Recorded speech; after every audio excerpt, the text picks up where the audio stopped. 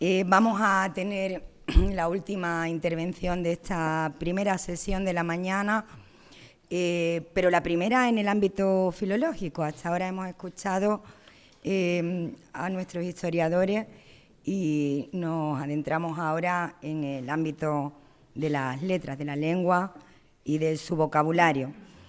Esta intervención corre a cargo de Alberto Ruiz Richarte. Él es filólogo. Actualmente se encuentra realizando su tesis doctoral, que tiene muy avanzada, y su línea de investigación fundamental se centra en la historia del español y sobre todo en la historia de su léxico, del léxico del español y de sus variedades. En concreto, Alberto ha estudiado las crónicas americanas y ha analizado el vocabulario un poco con objeto de comprender ese proceso de formación del vocabulario de la variedad americana de nuestra lengua. Sobre ello, está trabajando y sobre ello ya ha impartido algunas charlas en universidades de prestigio como Bérgamo, como Colonia, la de Colonia, y ahora se adentra también en estas fuentes documentales que, como verán ustedes, pues ofrecen muchas posibilidades para el estudio del vocabulario histórico. Alberto, cuando tú quieras, gracias. Gracias a ti, Tere. Bueno, pues muy buenas tardes a todos y a los que están también en línea. Me llamo Alberto Richarte, como ya ha comentado la profesora Teresa Bastardín. Soy de San Fernando. Decir San Fernando en este contexto dice mucho. Quizá no por orgullo, pero precisamente en lo que llevo dentro, el ser cañailla, para mí sí que lo es. Y, por supuesto, quería comenzar la diapositiva con el Real Teatro de las Cortes. Como ya sabéis, que fue donde se reunieron los diputados que redactaron la Constitución Española de 1812. Voy a hablaros un poco del léxico de los expedientes gubernativos. Esto es el vocabulario en tiempos de guerra. En primer lugar, me gustaría dar las gracias por la oportunidad que hoy se me brinda a la organización de este tipo de programas culturales que hacen que nos adentremos en mundos que a veces desconocemos y que, por cierto, son maravillosos. En especial, déjame agradecer a Teresa Bastardín por haber sido la promotora de que hoy esté por aquí, por confiar en mí y por encima de toda profesionalidad que le representa, ser tan buena amiga. Gracias, Tere, por todo y por lo que nos queda por caminar, aunque esto también puede verse como una condena. Sea como fuere, espero que lo que ahora voy a presentar sea de interés y suscite en todos, ojalá, una mayor participación investigadora o lectora en lo que respecta a la documentación que se guarda en el Archivo de Cádiz, un tesoro por descubrir y que nos puede sorprender, aunque no sea nuestra especialidad. Pues con esta presentación sean bienvenidos y espero bien hallados. Antes de adentrarnos en el léxico, creo que debemos de contextualizar un poco el lugar en el que nos encontramos. Los expedientes gubernativos del Fondo del Gobierno Civil de Cádiz muestran una ciudad que se prepara para el asedio francés. Esta realidad se ve reflejada en estos informes con la extrema necesidad de informar a las regiones resistentes sobre aquellos recursos materiales, estos son los inventarios, pertenecientes al ejército español como aquel que se sustrajo del francés, así como los pertrechos, municiones, armas y otros instrumentos, máquinas, etcétera, que se necesitaban con el objetivo de que los soldados pudieran defender las fortificaciones frente al invasor. En la ciudad de Cádiz urgía organizar los preparativos para soportar el avance francés. Y gracias a estos informes que se conservan de aquella época, podemos estudiar fielmente el léxico empleado, así como el contexto real antes de la ocupación. Por esta premisa, en algunos documentos se puede hallar el informe que un comandante de artillería trasladó al secretario de la Junta de Gobierno y que podemos ver en la presentación. En este documento, el comandante necesita informar de los inventarios y las herramientas, pertrechos y artillería y otros efectos correspondientes que se hallan en los almacenes de la contraguardia a la salida de la puerta de tierra, con el objetivo de que conste por la propia Junta el día 23 de junio de 1808 en Cádiz. como un detalle y una nota a pie de página. Si cometo un fallo paleográfico, pido disculpas a los que sois más expertos en la materia. Aquí podemos comprobar en la diapositiva la caja número 2, expediente 3.5, la firma Juan Calvo de la Cantera, y advierte de que si se usa ese tipo de cosas, las cosas que estaban en ese almacén, que se acuse recibo. Asimismo, se recogen documentos en los cuales constan las cuentas de propios y arbitrios, que no es más que un documento antecedente de la actual contabilidad presupuestaria de las haciendas locales, en la que se detallan los ingresos, así como los gastos y arbitrios de cada ayuntamiento. Citamos el informe que se recoge en la caja 4, expediente 1.2. Podemos ver, ¿no?, algunos de aquí, ¿no?, algunos pueblos, ¿no?, distintos pueblos de esta provincia marítima que corresponde a lo largo de los años 1800 y 1802, ¿no?, que es lo que leemos: Puerto de Santa María, Medina Sidonia, Puerto Real, Villa de Rota, Lebrija, Alcalá de los Azules y Las Cabezas.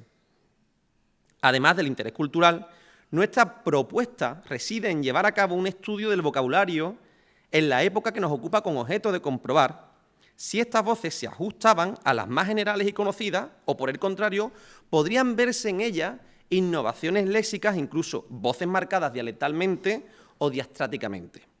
El interés de los documentos reside en su carácter más apegado a la realidad. Es decir, no se trata de obras literarias ni de obras históricas, sino que se trata de unos textos documentales oficiales, con lo cual se entiende que hay una mayor precisión a la hora de nombrar el vocabulario y, además de esa mayor precisión, hay una constatación real del uso.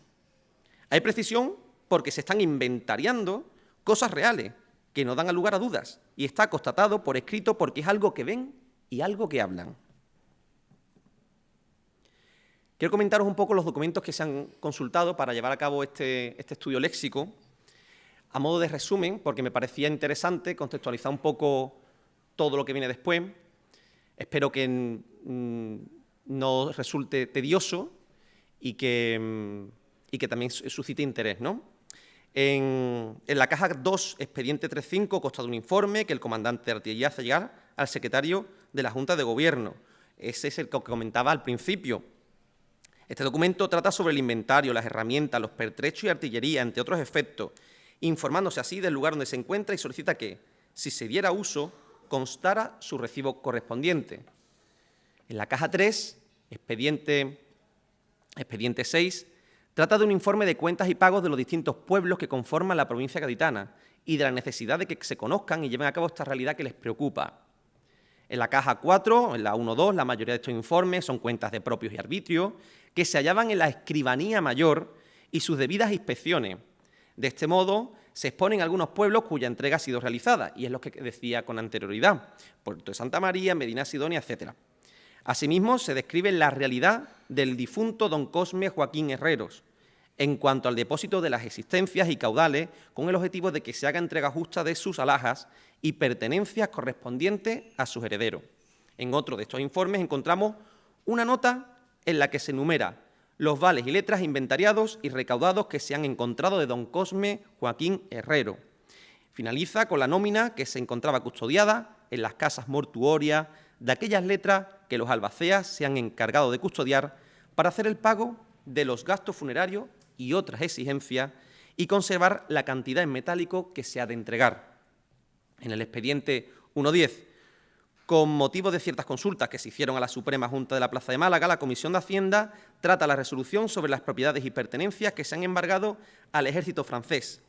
En estos informes se tratan las distintas aprobaciones de los dictámenes, así como las copias que se entregaron a la Junta de Gobierno de Málaga. Lo que se puede destacar de este expediente que comento es el interés narrativo que se concentra en las distintas liquidaciones con respecto a las casas francesas y en la segregación y secuestro de todos sus bienes de aquel francés que no se agrega a la bandera española, y os lo muestro a continuación. Están justamente en este informe que dice que todos aquellos franceses que no se agreguen a la bandera, pues se tomará secuestro de todos sus bienes. En resumen, en estos documentos se narran hazañas bélicas y las distintas comunicaciones con los buques americanos y demás potencias aliadas y enemigas del ejército invasor. Todos estos informes de consultas y cuentas de inventario de los almacenes conducen de nuevo al recuento de herramientas, pertrechos, de artillería y otros efectos pertenecientes a Francia. Es en este fragmento donde se logra obtener mayor recurso léxico, del que vamos a hablar después de toda esta presentación. En los siguientes expedientes no logramos encontrar valor lexicográfico que se ajuste a nuestra investigación. Sin embargo, es notable la calidad cultural del contexto en el que nos situamos. En el expediente 1.13 se adjuntan datos económicos sobre la tesorería de la Junta de Gobierno, así como los ascensos salariales y donativos voluntarios por el tiempo que durara la presente guerra con Francia. Y lo podéis ver en este informe. En el expediente 1.14, del mismo modo, se recogen las comunicaciones con la Junta de Málaga y la Junta Suprema de Hacienda y las distintas propiedades y pertenencias del Gobierno francés. En esta última caja, en el expediente 3.13, el informe comienza con una carta que se expide al excelentísimo señor presidente y los señores vocales de la Junta de Gobierno con respecto a doña Catalina Ris de Trueba, que era la mujer del administrador de la ciudad donde se redacta la carta, y su contribución de 64 vendajes, 160 cabezales y un cuarto arroba de hilas, con objeto de que esta donación sirva de testimonio, de patriotismo y para que sean conducidos a los hospitales del Ejército Español. En la caja 5, expediente 317, se contempla un informe a los mismos remitentes de una nueva donación que hace esta mujer, la que he comentado con anterioridad, pero añadiendo más cantidad. En la caja 6, expediente 413, consta de un expediente en el que se manifiestan las pertenencias francesas que preparó la viuda del señor Renato Boom, con el objetivo de que sean servidas como mejor convenga, además de un informe en el que se profundiza en los efectos y propiedades de dicho señor. Y por último, en la caja 8, expediente 318, se trata de una misiva de un informe en la que se recuerda el cumplimiento de algunos artículos acordados con la Suprema Junta y que se vele por los silleros, guarniciones y arreos para prepararlos con la mayor brevedad. Sobre las armas y otros efectos se solicita enviar noticias sobre fusiles, pistolas y picas existentes con el objetivo de recomponer aquellas armas que existan, cito, en calidad de inútiles y pueda lograrse con este beneficio que queden servibles. Todo lo que he comentado tiene una explicación, y es que en cada fragmento de las cajas de los expedientes que hemos estado consultando siempre hay alguna voz o algún vocablo que suscita interés. Sobre todo en la caja que dije que extrajimos mayor recurso lexicográfico. Para ello, los objetivos y métodos, si en resumen lo podéis ver en la pantalla. Este trabajo pretende contribuir al estudio lingüístico en cuanto a los expedientes gubernativos, con el objetivo de constatar el uso de un vocabulario general y conocido, o por el contrario, la introducción de neologismos, extranjerismo y de voces marcadas dialectal o socialmente. En esto voy a insistir más adelante porque es el grueso del estudio. El interés de la fuente reside en que el estudio se realiza a través de una documentación oficial, como decía en la introducción, que aporta una mayor precisión y apego a la realidad de uso. Es decir, no encontramos una lectura, insisto, ni literaria ni histórica. Además, interesa conocer el estado de la ciudad, las circunstancias a través de su vocabulario, y esto repercute a una perspectiva etnográfica determinada por el contexto bélico. Estos inventarios se encuentran, sobre todo, en el ámbito de los bienes del enemigo que se mantienen en la plaza y que ahora se ocupa. Este es el caso de un documento que se extrae del expediente 3.5, en el cual, a través de una carta que escribe el comandante de artillería, se mencionan los bienes inventariados que comenté en la introducción. También consta documentación sobre los donativos económicos, como de pertrecho para abastecer a las tropas o para almacenarlas en los lugares correspondientes, y materiales sanitarios para hospitales que los requerían. En definitiva, con este trabajo pretendemos abordar sobre todo los inventarios que aparecen en estos documentos con objeto de conocer su léxico, por el mayor apego a la realidad hablada que se presenta en estos informes y, por supuesto, por el interés que suscita poder conocer la realidad extralingüística de esta zona léxica. Asimismo, se pretende determinar, insisto, en esos vocablos, si son regionalismos, si son neologismos, si son incorporaciones novedosas, si no lo son, si son voces marcadas. Con respecto a los documentos, la mayoría que contienen inventarios relevantes se refieren a comisiones de Hacienda, donativos voluntarios, cuentas de propios arbitrios y algunos documentos con información relevante para la época. El origen de este archivo que hemos seleccionado surge de la necesidad de comunicación, de organización, de querer ayudar mediante donativos, de conocer los inventarios y saber qué hacer con ellos. Aquí tenemos algunos, como decía anteriormente, ¿no?, que firma Juan Calvo de la Cantera, y más documentos que hemos estado indagando. Para poder llevar a cabo el estudio de las voces seleccionadas, se han empleado los diccionarios de la Academia, de autoridades, de americanismo, el CORDE, el Nuevo Tesoro Lexicográfico de la Lengua Española, entre otros diccionarios que han ido correspondiendo a la realidad de las distintas voces estudiadas. En cada vocablo se añade una definición general que se extrae del Diccionario de la Real Academia Española. Se añade la cita correspondiente y finalmente se contempla un apartado de observaciones que veremos después, en el cual se expone cuándo y en qué diccionario se recoge tal vocablo. Se añade su significado y se clasifica, como comentaba anteriormente, en regionalismo, extranjerismo, voces marcadas dialectal o socialmente, o variaciones gráficas y fonéticas. Aquí, en esta presentación, podemos ver cómo he clasificado las distintas voces que hemos ido viendo a lo largo del estudio de estos documentos. La clasificación no diría que es una clasificación oficial, sino que es una clasificación que, a medida que iba investigando, consideraba oportuna registrarlo en un determinado punto.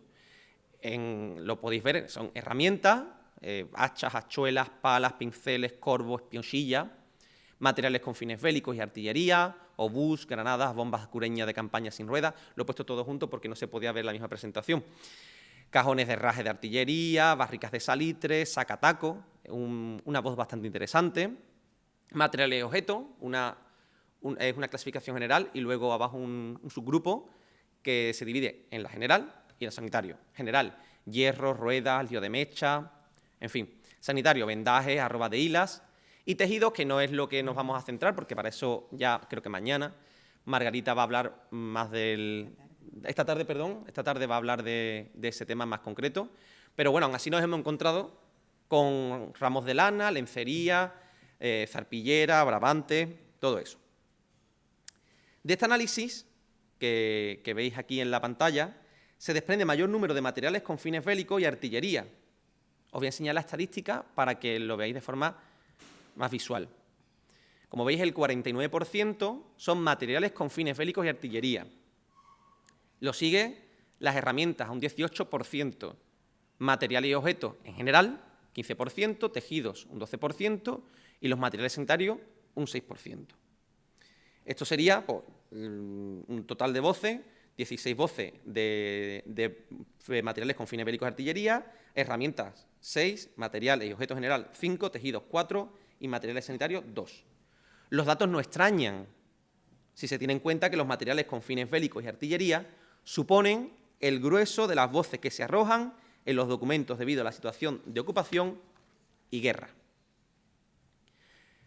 Pero ahora vamos a adentrarnos en todo ese corpus que comentaba con anterioridad. ¿Qué voces nos han parecido interesantes? ¿Por qué? Vamos a tener una serie de observaciones en las que vamos a hablar pues, de los diccionarios que se han recogido, la primera vez que se recoge, si se recogen o no, en qué diccionario, en fin, ahora os lo iré diciendo. Zarpillera, que lo podemos ver, zarpillera, que es un tejido de estopa muy vasta que cubre determinadas cosas. Y en las observaciones podemos decir que no se encuentran referencias para esta forma en el diccionario ni en el Nuevo Tesoro Lexicográfico, aunque arpillera y jarpillera, hago la entonación de la H, jarpillera, es voz sobradamente conocida. La primera, de origen incierto, del francés serpiller o aragonés sarpillera, tejido por lo común de estopa muy vasta con que se cubren determinadas cosas para protegerlas del polvo y del agua.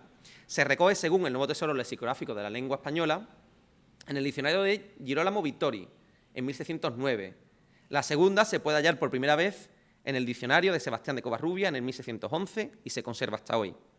El contexto que traemos probablemente se deba a un amanuense ceceante, como es habitual en los hablantes meridionales, y esto implica hacer lectura de la voz zarpillera, forma conocida y escrita desde la Edad Media a la variedad aragonesa.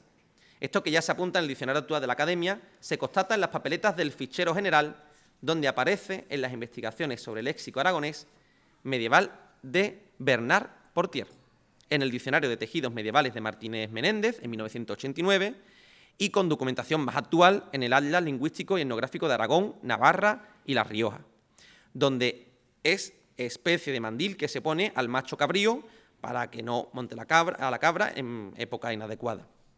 No obstante, la voz se documenta además en el léxico hispanoamericano de Boyd Bowman. Sin embargo, no se documenta ni en el Tesoro Léxico de las Hablas Andaluzas ni en el Diccionario Histórico de Canarias. O se trata de una variante gráfica y fonética más extendida de la tradición aragonesa, o la forma conservada procede a nuestro contexto justamente de esa variedad dialectal, pues es conocido que en Andalucía, por cuestiones de repoblación y contigüidad, se han mantenido voces de ambos dominios dialectales históricos. Parece, no obstante, más probable la primera hipótesis, apoyada en los contextos americanistas de Boyd Bowman. De ser esto cierto, este ejemplo, el que expongo en la pantalla, resulta un testimonio excepcional de la documentación de la voz en suelo meridional y pone en evidencia las carencias de la lexicografía histórica andaluza y la necesidad de seguir ahondando en estas investigaciones. No sabemos a lo mejor lo que es zarpillera, pero aquí tenemos una imagen más ilustrativa para poder posicionarlo visualmente. La nada. Lanadas de cañón, instrumento para limpiar piezas de artillería tras haberlas disparado. Observaciones con respecto a esta voz. Según el nuevo Tesoro Lexicográfico de la Lengua Española, este término se recoge por primera vez en el Diccionario de Autoridades en 1734, con el significado de palo de la hechura y tamaño de una pica, con un pellejo de carnero revuelto en la punta que sirve de limpiar las recámaras de los cañones, siempre que se disparan y vuelven a cargar, para evitar el riesgo del artillero, si por accidente queda algunas chispas en el cañón. Según el Diccionario de la Lengua Española, la nada, de lana, se define como instrumento para limpiar y refrescar el alma de las piezas de artillería después de haberla disparado, que consta de un asta algo más larga que la pieza, con un zoquete cilíndrico en el extremo donde va liada la feminela. En cuanto a la época en la que recogemos todas estas voces, se puede afirmar que nos encontramos ante un vocablo completamente novedoso, puesto que este no se recoge previamente al Diccionario de Autoridades del año 1734. Los contextos del corde traen documentación de siglos anteriores, aunque sin duda la voz debió de ser de mayor uso en este contexto bélico, tanto en la península como en América. Cordiam trae un solo contexto en la Gaceta de México de 1784. De nuevo, expongo una imagen para que creo que ya nos familiarizamos más. Cuando leí la nada, no sabía lo que era la nada hasta que vi el objeto en cuestión. Así que esto es la nada. Sacatacos. Sacatrapos, cuya cita dice: cajoncillo con sacatacos y otros herrajes. Observaciones. El vocablo no se recoge en la tradición lexicográfica general, ni en los bancos de datos que hemos consultado, pero sí se recoge en el nuevo Tesoro Léxico de las Hablas Andaluzas, con datos en el vocabulario de Alcalá Venceslada. En el Fichero General arroja 5 entradas, 3 en el Diccionario Enciclopédico, como sacatrapo y sacapelotas, 1 en el Diccionario de Caza de Rodero de 1955 y el último en la obra de Cejador, El lenguaje. El Tesoro lo define como sacatrapos de escopeta de pistón. Sacatacos debe haber sido una voz menos general frente a sacatrapos, probablemente de mayor uso en el lenguaje especializado de la caza o de la guerra, y posiblemente con mayor vitalidad en algunas áreas dialectales, al menos como voz que pervive en determinados sectores léxicos. Es una voz especializada, estas dos voces son especializadas, lo que pasa es que esta es más concreta, es más restringida, pero parece curioso que se registre en el Tesoro y que no aparezca en el resto de fuentes consultadas. La tradición lexicográfica no se ha hecho eco de ella, pero sí de sacatrapos. En definitiva, hay una intersección entre lo especializado y lo dialectal. Alberto, ¿y qué es un sacatapo / sacatrapo? Pues esto es. No es muy ilustrativo, pero esto es. Fusil. Todo el mundo conocemos lo que es un fusil, pero vamos a hablar un poquito de él, que dice así: cajones de balas de fusil, y lo define, de manera general, arma larga que dispara balas. Según el Nuevo Tesoro Lexicográfico de la Lengua Española, este término se recoge por primera vez en el Diccionario de Autoridades de 1732 con el significado de especie de escopeta que usan los soldados de infantería que tienen la culata ovalada con su cantonera ancha a la parte de atrás y a donde se mete la baqueta, y tiene 2 portabaqueteros y un portavis para los tornillos que abrazan la llave. Y la llave se diferencia de la escopeta en que siempre tiene los seguros y punto a la parte de atrás. Según el Diccionario de la Lengua, fusil, del francés fusil, se define como arma larga de fuego portátil que dispara balas. En cuanto a la época en la que recogemos esta voz, también podemos afirmar que nos encontramos ante un vocablo relativamente novedoso y que supone una innovación diocichesca, puesto que esto no se recoge previamente al Diccionario de Autoridades del año 1732. Creo que todos conocemos lo que es un fusil, pero bueno, vamos a ser amables, vamos a proyectar todas las imágenes, aunque parezcan más obvias unas que otras. Obús. Proyectil de artillería o pieza de artillería menor que el cañón. Y dice, primeramente, obús de bronce de 7 pulgadas. Este término aparece por primera vez en el diccionario de Esteban de Terreros y Pando de 1787, según el Nuevo Tesoro Lexicográfico de la Lengua Española, con el significado de nombre que dan los artilleros a una especie de pieza de artillería. Esta voz no se halla en el Diccionario de Autoridades, sin embargo, se recoge por el Diccionario de la Academia en 1822, importante fecha, 1822, con el sentido de especie de mortero largo de 7 a 9 pulgadas de diámetro, montado sobre cureña y con cuñas por delante, el cual se emplea tanto en las funciones campales como en el ataque y defensa de las plazas, para arrojar granadas, etc. Actualmente, en el Diccionario de la Real Academia Española, se recogen 3 acepciones, siendo las 2 primeras las que consideramos más idóneas para el contexto de la misiva. De esta manera, se define como proyectil disparado por una pieza de artillería, o pieza de artillería de menor longitud que el calón en relación con su calibre. Y desde la mecánica, pieza que sirve de cierre a la válvula del neumático y está formada principalmente de un obturador cónico y de un resorte. Podríamos ser más concretos, pero no tenemos un contexto muy amplio. Se puede considerar que era un término reciente para la época de la ocupación francesa, debido a que no se encuentran referencias en anteriores diccionarios al de Esteban de Terreros y Pando. Se registra en el Cordián, 1811, y en el Corde, en Fernández de Moratín, 1793 a 1797. Este es el obús. Tenemos esas 2 imágenes. Y finalizamos con espiocha, de hecho es una voz muy recogida en el Carnaval de Cádiz. Una espiocha, de hecho se canta a la espiocha. Para no usarla, efectivamente. Yuyu lo utilizaba como para no usarla, ¿no? Pues esta palabra que tenemos tan familiarizada como algo tan gaditano, tan carnavalero, vamos a comentarla un poco. Directamente nos lleva a zapapico. Y en el contexto dice espiochillas chicas. Según el Nuevo Tesoro Lexicográfico de la Lengua Española, este término se recoge por primera vez en el Diccionario de la Academia en 1884. Efectivamente, muy tarde. Por eso intento incidir mucho en 1884, con el sentido de especie de zapapico. Sin embargo, la voz zapapico, de zapa, del latín zapa, escardillo, especie de pala herrada de la mitad abajo, con un corte acerado, que usan los zapadores o gastadores, pala y pico, se recoge actualmente en el Diccionario de la Lengua Española y, según el Nuevo Tesoro Lexicográfico de la Lengua Española, aparece por primera vez en el Diccionario de Vicente Salvá en 1846 y marcado como antiguo. Al no hallarse en el Diccionario de Autoridades ni en el Diccionario de Esteban de Terreros y Pando, se puede considerar este vocablo como un término completamente novedoso y recogido mucho más tarde de finalizar la guerra contra el invasor francés. En Corlexing se registra solo un caso y es en Cádiz. Aparece como nombre de herramienta en un contexto del corpus del diccionario histórico. Sin embargo, no aparece en Corde ni en Cordian. En este caso se trata también de una voz de origen francés. Y a pesar de que la Academia nunca le ha puesto marca, parece indudable su variación con respecto a zapapico, al menos en la lengua regional. Tiene un registro tardío y, como se mencionó anteriormente, Vicente Salvá lo marca como antiguo. Aquí tenemos en la imagen la espiolla, ¿vale? Ya más o menos nos familiarizamos con la espiolla.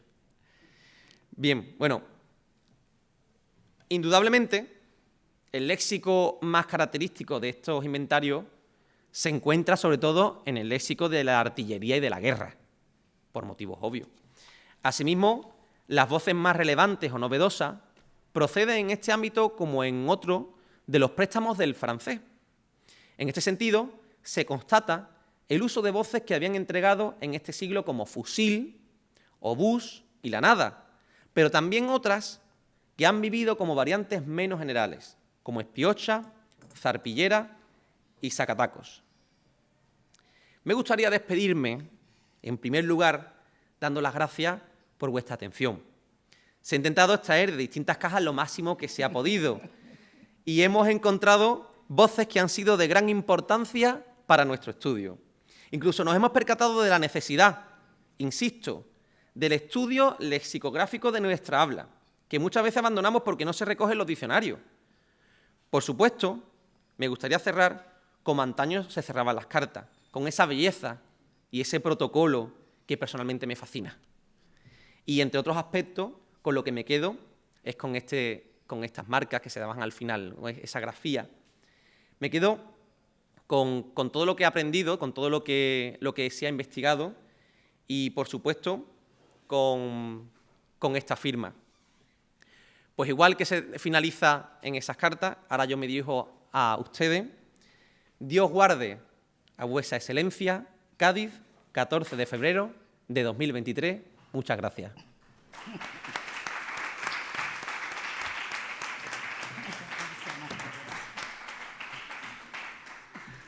Gracias Alberto. Tenemos tiempo para preguntas, dudas. Sí, va muy bien. Vamos. Estaba preocupado. Menos 20. Muchos años. Pues muchos años.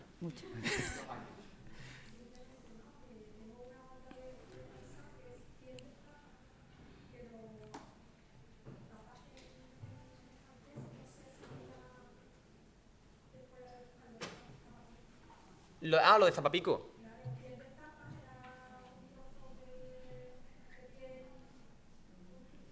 Curtida.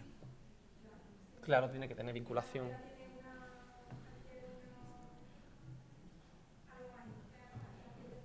Ajá.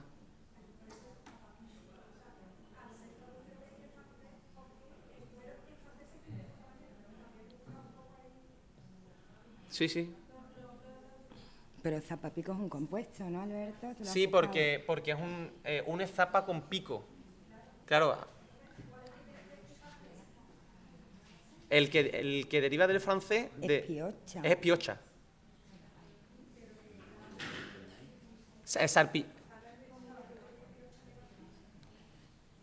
La francesa es espiocha. Claro. Curioso. Término francés.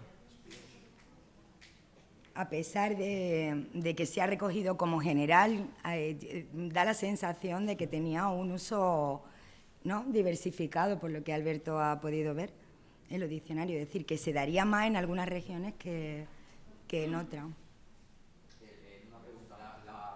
Al ser una Cádiz siempre una ciudad tan cosmopolita, en este caso en este periodo con tanto francés aquí en nuestra tierra, indudablemente esto ha tenido que repercutir en el lenguaje. Claro que sí. Claro. Y en la lengua.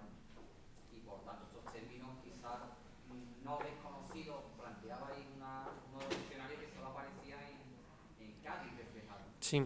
En el corpus que hace José Ramón Morala de León, Santiago, yo creo que algunos lo conocen, que es un corpus de inventarios de bienes de todas las provincias, claro, de España y de América.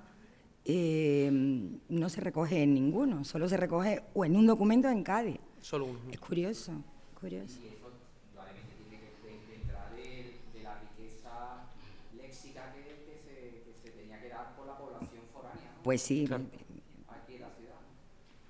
Claro, tan indudable es que los casos que el grueso de los casos que hemos tenido, sea de guerra y contextos bélicos, indudablemente con la cercanía francesa nos familiarizamos también con la lengua, como ha ocurrido en todas las cosas del mundo, ¿no? Ha pasado en América, pasa en España, pasa en todos los sitios, ¿no? Entonces, claro, a mí me sorprendió, porque claro, como no lo conoces, no lo investigas, ahora empiezas a investigarlo y dices, oye, mira, que esta palabra tiene este origen, ¿no? Que este vocablo tiene este origen concreto y te sorprende porque parece como está tan familiarizado como al principio nos hemos reído, pero que yo también me reí cuando lo vi, y Espioxa, si Espioxa es lo más gaditano que pueda haber, bueno, pues tenemos esos orígenes, o por lo menos lo que ha surgido, ¿no?, de nuestros estudios.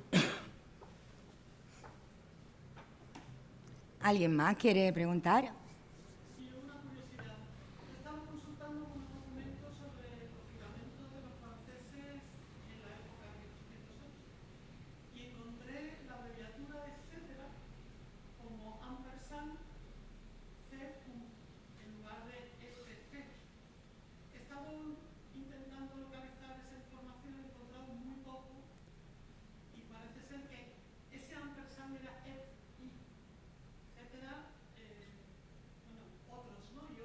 Y otros. Y otros. Eso supongo. Pero me ha llamado la atención que el ampersand, que parece tan moderno hoy día, ¿no?, con los teclados y en tantas cosas en el inglés, que ya se utilizara en Cádiz y que se utilizara dentro de la lengua española. ¿Esa abreviatura podrías aportar algo más de esos poquitos que yo sé? Sobre ese ampersand que es I, y que viene del francés, ¿no? Sí, creo haberlo visto en uno de los documentos. Porque, claro, al principio sí lo había visto, pero no dudaba mucho de su procedencia o de su investigación, porque cuando vi el inventario, cuando pude localizar el inventario, que es el que extrajimos mayor recurso lexicográfico, nos centramos más bien ahí. Y es verdad que ante los fallos paleográficos que cometo, porque me cuesta muchísimo, yo hablo mucho con Tere y digo, Tere, esto yo no lo veo como tú lo ves. Y hemos tenido estas discusiones. El obús ha surgido, yo le decía que era ómnibus. Y ella decía, obús. Y digo, que no, ómnibus. Y además discutiendo con ella. Encima yo, yéndome a la de listo. Pues no, era verdad que era obús. Entonces, claro, no podría yo... Podríamos investigarlo, por supuesto. Además, siempre se puede ampliar, que es lo bonito, que es lo que estamos hablando, ¿no? Estamos durante toda la mañana comentando cosas que son súper interesantes, por cierto, y la mayor riqueza, creo, de este evento es que podemos ampliar más. Pues mira. De todos modos... Ese ampersand ahí, en un documento de 1808, me parece que es una joya que... Por supuesto. Sí. Pero igual desde antes, ¿no, Santiago? Tú no lo recuerdas. A mí me da que desde incluso antes, sí. Vaya, sí. Quiero decir que es bastante recurrente y de nuevo José Ramón yo recuerdo que en la última exposición lo puso porque es muy llamativo, ¿no? Sobre todo para la gente joven. Otro elemento es la arroba. ¿Eso? La arroba que hoy en día por internet no tenemos documentos del siglo XVI con la arroba, como abreviatura de carta o como arroba medida de peso, De peso. en el ámbito agrícola.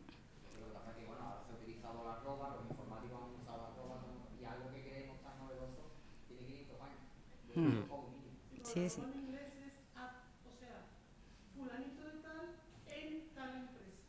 Sí. Es la dirección de correo electrónico, es decir, que está en tal empresa.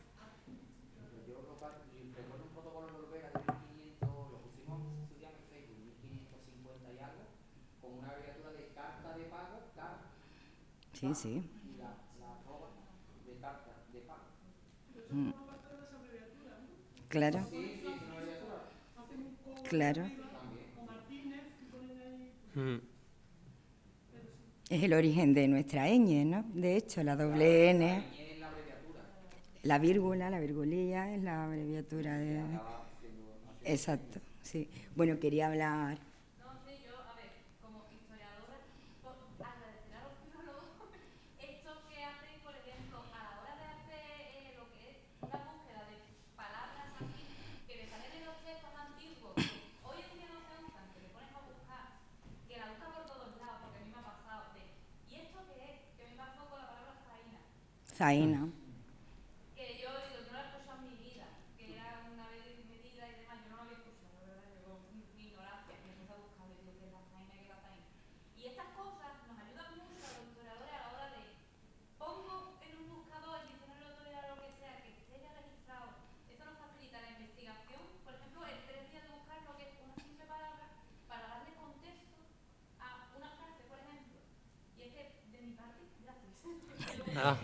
Y una regla a los filólogos, por favor, dedicaros a eso porque nos ayuda. Esto, la historia, aunque parezca, no es de los historiadores, no, la historia es una ciencia, digamos, de muchas ciencias. No solo historia, es biología, paleografía, es mucho. ¿Vale? Y nada, pues, que gracias. Gracias a ti y pues, por supuesto volvemos a la belleza de este tipo de cosas, que vamos de la mano. Un Nos todo, ¿no? necesitamos mutuamente, yo Claro. lo tengo claro. Alberto no lo ha citado, a pesar de que le dije, tráelo. Claro. Pero hay un último contexto sobre el que él me preguntó. ¿Lo tienes ahí, A ver, no lo Alberto? tengo, pero lo tengo registrado en el grupo aquí. Pero no lo tienes como paleográficamente. no, como materiales con Pone- fines bélicos y artillería, al final. Pues pone gato que sí tiene una acepción. Espera, pero gato canrequi. Yo leo canrequi. Yo carne sí, Como no sea una marca, no lo tengo. no la sé. No, No lo tengo tiene él, vamos, yo no. Dime, Carlos. Madre mía. El gato es una pieza también, ¿no? Pero el canrequi, Sí, sí. Daría yo moverlo. Bueno, así lo dejo. La de antes, ¿no? La que yo he puesto. En materia de objetos, me ha llamado la atención porque es una cosa que los pueblos lo utilizamos, que por ejemplo es romana con su pilón. que hay un dicho, de hecho, mucha romana para tan poco pilón. Exactamente. Claro, cuando tú lees su pilón seguido, pues no, allí se dice, cuando hay algo inútil, dice como una romana sin pilón, porque Claro. cada romana tiene un pilón específico de esa romana. Si tú se lo cambias a otra, ya eso no sirve. Y yo lo he escuchado como lo que te digo, ¿no? Por ejemplo, un chico, una chica, un chico, lo que sea, ¿no? Una pareja hay mucha romana para tan poco pilón. Exacto. Que ponga romana con su pilón, es decir, está especificando que esa romana está en utilización. Con... Claro. ¿Por qué? Porque si tú, eso se ve en los documentos de cuando querían engañar, ¿no? Con las medidas, te ponían el pilón de otra romana. Entonces siempre el peso variaba. Entonces es curioso que ahí, Claro, con el suyo. ahí aparece que es su pilón. Su pilón. Y claro, claro, y al principio cuando vi eso, que también, bueno, Tere y yo discutimos, porque claro, digo, su pilón. Claro, vamos a ver, es que es así, digo, veo tantas palabras unidas claro, y digo, Tere, romana bien, pero su pilón. Claro, es que como satirón, ¿no? Su pilón, digo, ¿será una persona o algo en concreto con su pilón? No, y dice Alberto, con su pilón. Y digo, claro, Tere. Claro. Entonces uno va descubriendo, mira, al principio con todo esto, ¿no? Con las voces en los documentos, bueno, Tere era el Renacimiento, yo era la prehistoria. Y me enfadaba, me agobiaba. Iba al despacho, digo, mira, Tere, esto en concreto... Y empezaba a leer. Y digo, mira, Tere, párate. O sea, no, Pero él no la porque me está es la molestando edad. y me siento muy mal.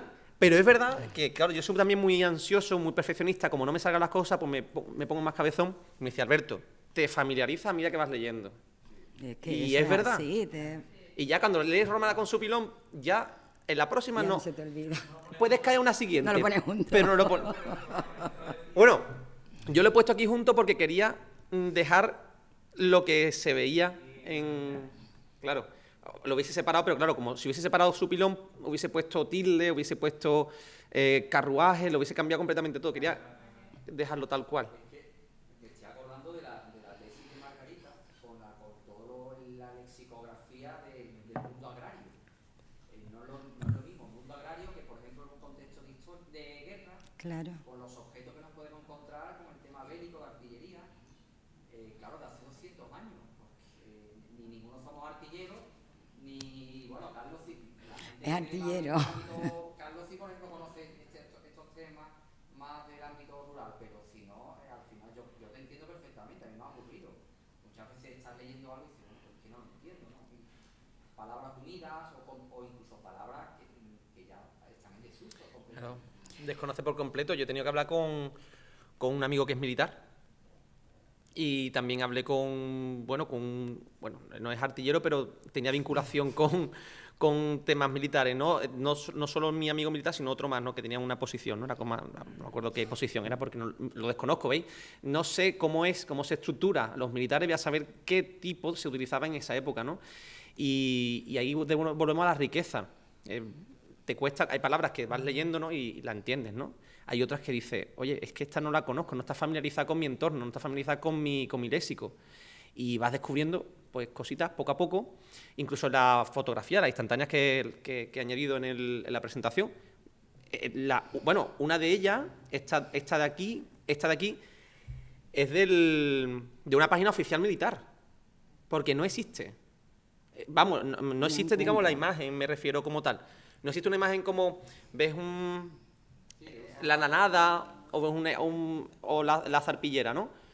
Pero ves el sacatrapo en concreto y no aparecía, a no ser que fuera un sitio web en concreto de los militares que registran este tipo de instrumentos.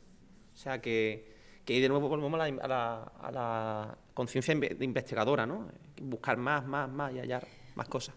Cada vez se hacen más proyectos interdisciplinares. El léxico del tejido, por ejemplo, y de la indumentaria, hay un proyecto ahora, creo que de la Universidad de Jaén, conjunto entre gente que hace historia del arte, lógicamente, y filólogos, porque es eso, ¿no? Lo que no se aporta desde una visión, se aporta desde la otra. En cualquier caso, contestándole a ella, yo, como el tema me apasiona, me meto y suplanto casi la identidad. No, en absoluto. Vamos también de la mano. Pero luego, si quiere, hablamos de los corpus que hay, de búsqueda porque resulta ahora muy extenso, ¿no? Pero sí que es verdad que hay muchos recursos cada vez más. Pero yo sí quiero insistir, porque para eso estamos en este archivo, en el valor que tienen las fuentes documentales que se conservan aquí para estudiar la historia de nuestro vocabulario general y de la dialectal, ¿eh? Hay muchas palabras que creemos son americanas o no son americanas, pero en América hay una mayor tradición lexicográfica de diccionarios desde el 19 de voces provinciales, y en Andalucía no tenemos todavía un diccionario histórico regional, ni siquiera uno. Entonces, claro, a medida que vamos sacando estos documentos que son más cercanos, como hemos dicho, a lo cotidiano, van apareciendo términos que nos explican, ojo, no solo que eran voces compartidas, sino la historia de esas palabras. Y tras la historia de esas palabras hay una historia social, política, cultural, etcétera, ¿no? Que es la visión etnográfica de la que hablaba Alberto, zarpillera. Pues puede que la variante desde el francés haya estado repartida desde un primer momento, pero puede ser también que haya sido desde el oriente, ¿no? Porque todos la atribuyen a Aragón, allí ha llegado. Entonces, hacemos un poco de estratigrafía, ¿no? Son como el estado de la lengua nos va diciendo un poco las capas anteriores de los estados lingüísticos anteriores y también de la historia cultural, social, y ese cotidiana, realmente. Y ese efecto de sorpresa, ¿no?, que causa, ¿no?, que yo creo que es una maravilla, ¿no? Nosotros, con Teresa he tenido la oportunidad de hacer el trabajo de fin de grado, el trabajo de fin de máster, y terminando un poco ya el tema léxico, cuando investigamos la voz barbacoa, ¿no? Un ejemplo americano que comentaba Teresa. La voz barbacoa es una palabra de origen indígena, taína, y hay personas que dicen, ¿cómo si barbacoa? Claro, como la canta Jordi Dan o el cantante. Claro, es verdad, ¿eh? Le dicen, oye, pero si esto se canta, si esto es una cosa nuestra. Digo, no, nuestra es origen indígena. Y sorprende, y ahí está el gusto, ¿no?, de estudiar el léxico, de esas sorpresas tan maravillosas que te enriquecen y te animan a seguir para adelante. Bueno, yo ya. Sí, bueno, ¿alguien más quiere intervenir? Parecemos aquí Pimpinela. Sí. La verdad es muy bonito. Con tanta pelea. Pimpinela, también podemos estudiar cómo es. Bueno, pues levantamos entonces ya la sesión última.